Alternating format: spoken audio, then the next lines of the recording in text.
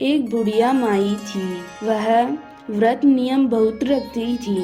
एक दिन भगवान के घर से यमदूत लेने आए। बुढ़िया माई यमदूत के साथ चली गई। आगे गहरी नदी बह रही थी। बुढ़िया माई डूबने लगी। तब यमदूत ने पूछा कि माई गाय दान की हुई है क्या? बुढ़िया माई ने मन में गाय माता का ध्यान किया तो गाय माता उपस्थित हो गई। गाय की पूंछ पकड़कर बुढ़िया माई ने नदी पार कर लिया।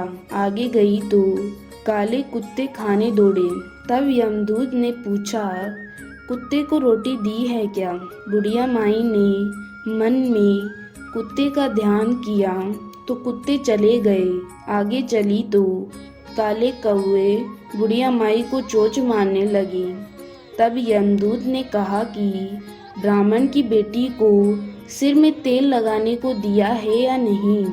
बुढ़िया माई ने ब्राह्मण की बेटी को याद किया तो कौवे ने चोंच मारना छोड़ दिया। आगे गई तो पैरों में कांटे चुभने लगे। यमदूत ने कहा कि चप्पल दान किया है क्या? बुढ़िया माई ने याद किया तो चप्पल पैरों में आ गई। आगे चली तो चित्रगुप्त जी ने यमदूतों से पूछा कि आप किसको ले आए हो? यमदूतों ने कहा कि बुढ़िया माई ने बहुत दान पुण्य किए हैं, लेकिन धर्मराज का कुछ नहीं किया, इसलिए आगे के द्वार बंद हैं। तब बुढ़िया माई ने विनती की कि मुझे 7 दिनों के लिए धरती पर जाने दो। मैं इन 7 दिनों में धर्मराज जी की कहानी सुनकर उद्यापन कर वापस आ जाऊंगी। धर्मराज जी ने उसके प्राण लौटा दिए। धरती पर बुढ़िया माई के शरीर में जान वापस आ गई। सभी लोग बुढ़िया माई को जीवित देखकर भूतनी भूतनी चिल्लाकर भागने लगे। बुढ़िया माई अपने घर आई।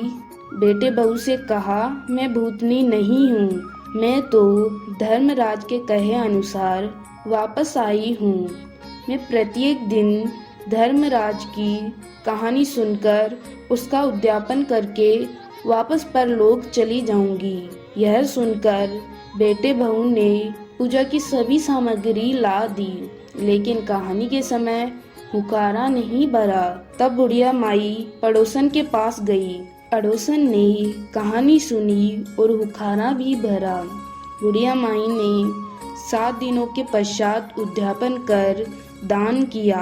7वें दिन धर्मराज जी ने बुढ़िया माई के लिए स्वर्ग से विमान भेजा। विमान देखकर सभी गांव वालों ने स्वर्ग जाने के लिए कहा।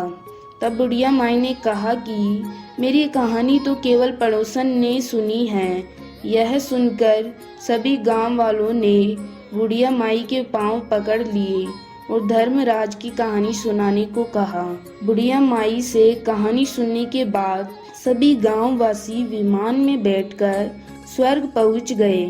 सभी गांव वासियों को देखकर धर्मराज ने कहा कि मैं तो केवल बुढ़िया माई के लिए विमान भेजा था।